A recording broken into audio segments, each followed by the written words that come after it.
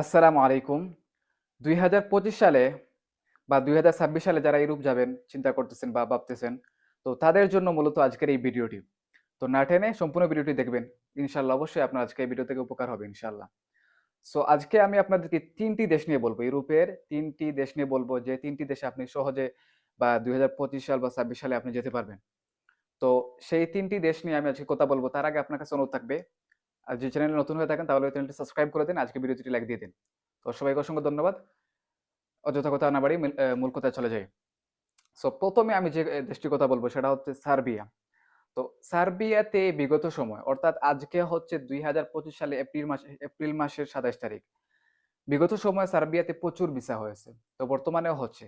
তবে বর্তমানে হলেও আগের মতো একটা বিপুল সংখ্যক ভিসা হচ্ছে না আমার মনে হচ্ছে। অনেক এজেন্সি কিন্তু ফেক ভিসা দেখিয়ে কিন্তু মানুষের কাছ থেকে ফাইল জমা নিচ্ছে, টাকা নিচ্ছে। তো সার্বিয়াতে যদি আপনি ফাইল দিতে চান তাহলে আপনি বুঝে শুনে দিবেন। সার্বিয়াতে যেতে হলে এখন আপনি নিম্নে ৫ থেকে ৬ মাস অপেক্ষা করতে হবে। এই সময়টুকু নিয়ে আপনি ধৈর্য ধরতে পারলে তাহলে সার্বিয়ার জন্য আপনি ফাইল দিবেন। আর যে এজেন্সিগুলো আপনার কাছে অগ্রিম টাকা নিবে না, তাদের কাছে আপনি ফাইল জমা দেওয়ার চেষ্টা করবেন। আবার কিছু এজেন্সি ১ম এ টাকা নিলেও, ফার্স্ট এ ডিপোজিট নিলেও তারা কিন্তু ঠিকঠাক মতো কাজ করে। তো সেটা হচ্ছে আপনার বিষয়। আপনি ঠিকঠাক মতো বুঝে শুনে আপনি ফাইল জমা দিবেন, বুঝে শুনে। এখন হচ্ছে অনলাইনের যুগ। আপনি বুঝে শুনে দিবেন অবশ্যই। আচ্ছা। তো সার্বিয়াতে আপনারা সহজে যেতে পারবেন। কিন্তু আপনাকে সময়ের জন্য অপেক্ষা করতে ৫-৬ মাস এবং আ আনুমানিক ৮ থেকে ১০ লক্ষ টাকা লাগে সার্বিয়াতে যেতে হলে। তাছাড়া সার্বিয়াতে যাওয়ার পরে আপনি কাজ পাবেন। মোটামুটি ৫০০ থেকে ৬০০, $৭০০ ৭০০ ইউরো বেতন হবে আপনার বেসিক সেলারি। তারপর আপনার সেলারি অনেক বাড়বে। তো সার্বিয়াতে কিন্তু বাংলাদেশ থেকে লোক গিয়ে সেখানে থাকতেছে না। তারা অন্য দেশগুলোতে চলে যাচ্ছে, যেমন ইতালি, ফ্রান্স, জার্মানি, অন্যান্য দেশগুলিতে তারা মুভ করতেছে। তো আপনারা যদি সার্বিয়াতে যান, ১ম এ আপনারা সার্বিয়াতে থাকবেন। ১ম এ আপনারা সার্বিয়াতে মিনিমাম ১ বছর থাকবেন। না হলে কিন্তু বাংলাদেশের নাম নষ্ট হচ্ছে এবং পরবর্তী টাইমে কিন্তু তারা ভিসা দিবে না। জি। তাহলে আমরা সার্বিয়া সম্পর্কে কিছুটা জানতে পারলাম। সার্বিয়া সম্বন্ধে যদি আর আপনার কোনো কোয়েশ্চন থাকে, কোনো কিছু জানা থাকে তাহলে আমাকে কমেন্ট করবেন, ইনশাআল্লাহ আমি উত্তর দিয়ে দেব। আচ্ছা, ২য় নম্বরে আমি যে দেশটির কথা বলব সেটা হচ্ছে পর্তুগাল। সো পর্তুগালে বর্তমানে হিউজ পরিমাণ ভিসা হচ্ছে এবং এই মে মাসের ১ তারিখ, সম্ভবত মে মাসের ১ তারিখ থেকে একটি ভিসা চালু হয়েছে। সেটা হচ্ছে D1 ক্যাটেগরিতে পর্তুগালে অনেক মানুষ যাচ্ছে সেই ভিসার মাধ্যমে। তো D1 ক্যাটেগরিতে আপনি ২০ দিনের মধ্যে আপনি যেতে পারবেন। সেটা হচ্ছে কিভাবে? যে আপনি ২০ দিন সময় প্রসেসিং নিয়েছে, সেটা হচ্ছে খুব ইজিলি ভাবে যেতে পারবেন। তবে আবার ইজিলির মধ্যে আবার কঠিন আছে। কঠিন বিষয়গুলো হচ্ছে আপনি ঠিকঠাক মতো এজেন্সি দেখবেন যে ঠিকঠাক মতো কাজ করে কিনা, এগুলা দেখবেন। তো পর্তুগালের D1 ক্যাটেগরিতে যাওয়ার জন্য মিনিমাম বাংলাদেশ থেকে ১৮ থেকে ২০ লক্ষ টাকা নিচ্ছে এজেন্সিরা, ট্রাভেলস এজেন্সিগুলা। তো এটা আপনি বুঝে শুনে তাদের সাথে আপনি ডিল করবেন।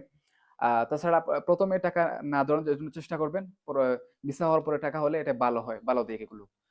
আচ্ছা, তো পর্তুগালে বর্তমানেও ভিসা হচ্ছে D1 ক্যাটেগরিতে, বুঝে শুনে দেবেন। তবে আবার হিউজ পরিমাণ ভিসা হচ্ছে বলতে সেটা আমি বলব না। ভিসা হচ্ছে, তবে হিউজ পরিমাণ হচ্ছে না। আচ্ছা, যেটা ইম্পোর্টেন্ট কথা হচ্ছে পর্তুগাল ভিসার জন্য আপনাকে অবশ্যই ইন্ডিয়াতে যেতে হবে। ইন্ডিয়াতে এম্বাসি ফেস না করলে কিন্তু আপনি পর্তুগালে যেতে পারতেছেন না। সো পর্তুগালে যেতে হলে আপনাকে ইন্ডিয়ার ভিসা অবশ্যই লাগবে। মাস্ট বি লাগবে। কারণ হচ্ছে বাংলাদেশে পর্তুগালের এম্বাসি নেই। যার কারণে আপনাকে ইন্ডিয়াতে যেতে হবে। সো অনেক এজেন্সিগুলা আপনাকে আগে বলতেছে যে ইন্ডিয়ার ভিসা করেন, দেন আমাদের কাছে ফাইল দেন। তো আপনাকে ইন্ডিয়ার ভিসা করতে হবে, এটা মাথায় রেখে আপনি কিন্তু পর্তুগালের জন্য আগাবেন। আচ্ছা, পর্তুগাল বিষয় গেল। ৩ নম্বরে যে দেশটির কথা বলবো সেটা হচ্ছে ইতালি। সো ইতালিতে আমরা অনেক যাওয়ার আমাদের আগ্রহ, অনেকের ইচ্ছা। ইতালিতে যাওয়ার স্বপ্ন আমরা অনেকে দেখি। সো সেই ইতালির সুযোগ কিন্তু আসতেছে সামনেই। তো ২০২৬ সালে যে ফ্লুসি বা এই যে কোটাগুলো আসতেছে, সো এই কোটা সম্ভবত ৮৯,০০০ এরকম মানুষ নেবে বিভিন্ন দেশ থেকে। যে দেশের বিভিন্ন দেশের মধ্যে আমাদের বাংলাদেশও আছে এই তালিকায়। সো এই সুযোগ আপনি কাজে লাগিয়ে আপনি ২০২৬ সালের ক্লিক ডে তে আপনি ফাইল জমা দিতে পারেন। ভালো দেখে এজেন্সিগুলোর কাছে ফাইল জমা দিতে পারেন।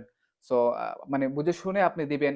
আর যদি আপনার ইতালিতে কোনো লোক আত্মীয়স্বজন থাকে, আপনার বন্ধু-বান্ধব কেউ যদি থাকে, তার মাধ্যমে যদি আপনি এই নুলাস্তাওটা যদি যেই নুলাস্তা বলে ইতালির জন্য সেটা তুলতে পারেন বা ঠিকঠাক মতো কাজ করাতে পারেন আপনার পরিচিত কোনো লোক আত্মীয়স্বজন দিয়ে, তাহলে সবচাইতে বেটার হয়।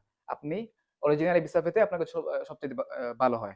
সো বিগত সময়ে অনেক মানুষ কি টাকা জমা দিয়ে ফেক নোলা পাইছে, ফেক ভিসা এই সেই নানান ঝামেলা হয়েছে। তো এইজন্য আপনি ক্লিয়ারলি আপনি ঠিকঠাক মতো দেখে শুনে বুঝে শুনে আপনি যেখানেই ফাইল দেন না কেন বুঝে শুনে দেবেন। সো ইতালির ২০২৬ সালে অনেক লোক যাবে আমাদের দেশ থেকে ইনশাআল্লাহ। আর এই ২০২৬ সালে যে ভিসাগুলোতে মানুষ যাবে সেটা হচ্ছে সিজনাল এবং আপনার স্পন্সর ভিসা। তো আপনারা এই সুযোগটা কাজে লাগাতে পারেন। এই সুযোগ কাজে লাগিয়ে আপনারা ইতালি যেতে যেতে পারেন।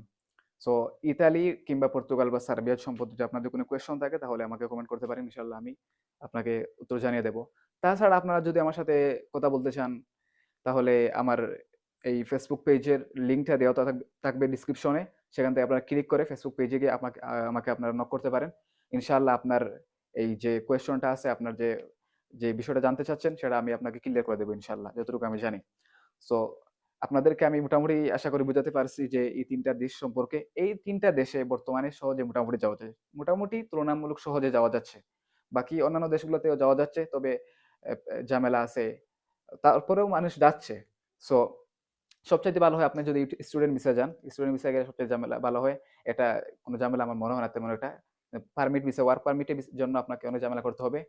তো ইনশাআল্লাহ আবার খুব শীঘ্রই অন্য কোনো একটি মূল্যবান ভিডিওতে আপনার সাথে দেখা হচ্ছে। গুরুত্বপূর্ণ ভিডিওতে আপনাদের সাথে দেখা হবে ইনশাআল্লাহ। তার আগে আপনারা তবে সবাই চ্যানেলটি সাবস্ক্রাইব করে দিন। আবার আজকের ভিডিওতে লাইক দিয়ে দিন। তো সবাইকে অসংখ্য ধন্যবাদ আজকের ভিডিও দেখার জন্য। Thanks for watching. আসসালামু আলাইকুম ওয়া রাহমাতুল্লাহি ওয়া বারাকাতুহু।